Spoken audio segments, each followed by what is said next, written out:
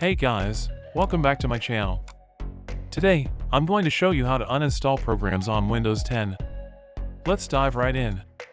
First, let's open up the Start menu located at the lower left corner of your screen. Once you're there, click on Settings. Now that we're in the Settings menu, click on Apps. This will take you to a page where you can manage all of the apps and programs installed on your Windows 10 computer. From there, click on Apps and Features on the left drop-down menu. This will give you a list of all the apps and programs currently installed on your computer.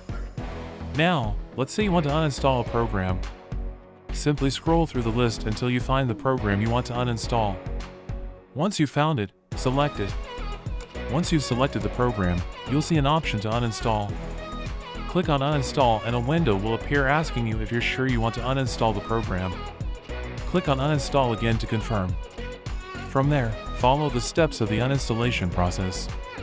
Depending on the program, you may be asked to select certain options, or there may be additional steps to complete the uninstallation process. And that's it! You successfully uninstalled the program from your computer. Thanks for watching. Don't forget to hit the like button and subscribe to my channel for more video tutorials.